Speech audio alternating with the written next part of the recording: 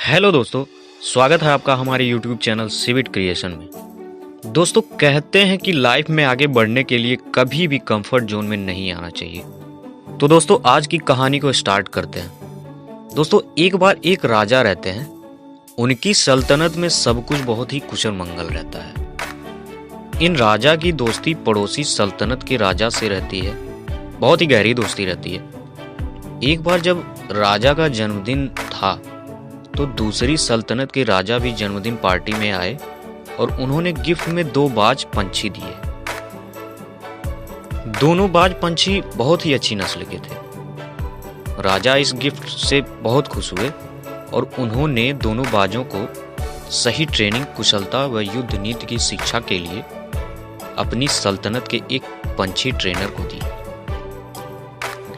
और राजा ने उस ट्रेनर को 4 महीने का वक्त भी दिया कि 4 महीने बाद मुझे ये बाज पूरे ट्रेंड चाहिए। दोस्तों, ट्रेनर ने बहुत ही मेहनत से दोनों बाजों को ट्रेनिंग देनी शुरू करी।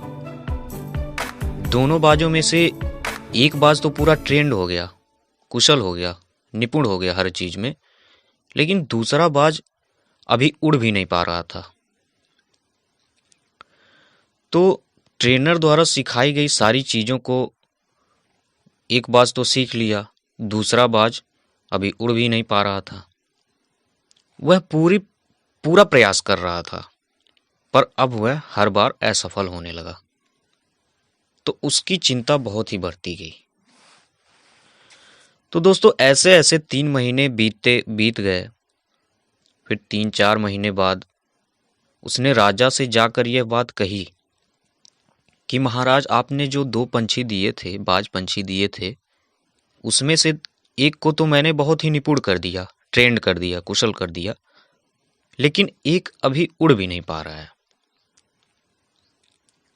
यह सुनकर राजा ने उसे डांटा और बोला, मुझे नहीं पता, मुझे 1 महीने बाद मैं दोनों बाजों को देखने आऊंगा और दोनों बाज पूरे ट्रेंड होने चाहिए।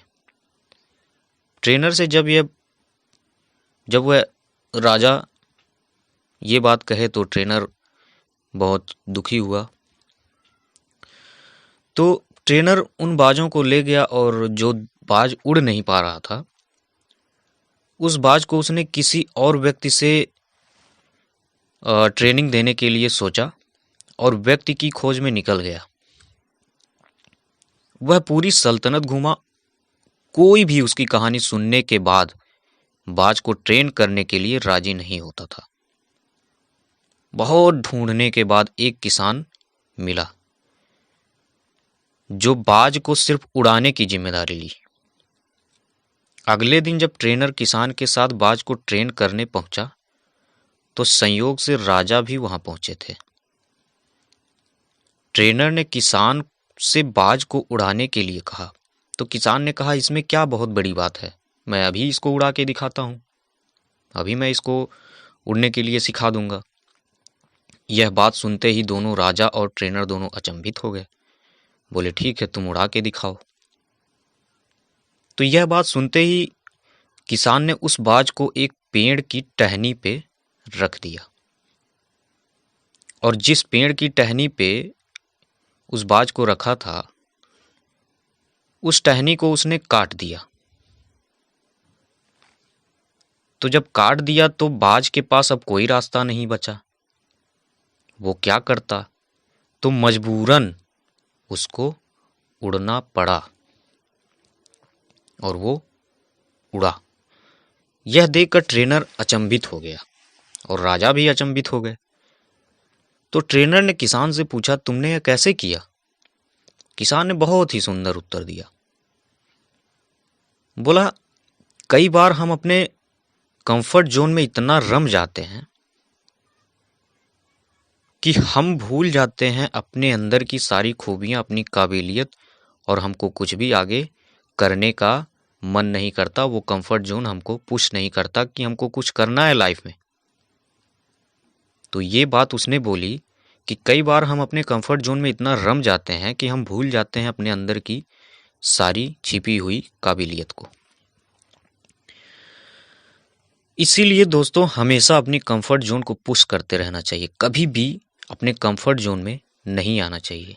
अगर आप एक बार भी कंफर्ट जोन में आ गए तो आपको आगे जो भी कुछ करना है अपने लाइफ के लिए, वो करने से वो कंफर्ट जोन रोकेगा आपको। तो ये कहानी इसीलिए थी कि कंफर्ट जोन के बारे में थी कि कंफर्ट जोन कितना ख़राब होता है एक आदमी के लिए। अगर वो कंफर्ट जोन में हो जाए तो लाइफ में वो आगे कुछ कर नहीं सकता। तो दोस्तों आज की कहानी यहीं पे ख़त्म करते हैं। आशा करता हूँ कि आपको इस कहानी के माध्यम से बहुत कुछ सीखने को मिली होगी। तो दोस्तों मिलते हैं अगले वीडियो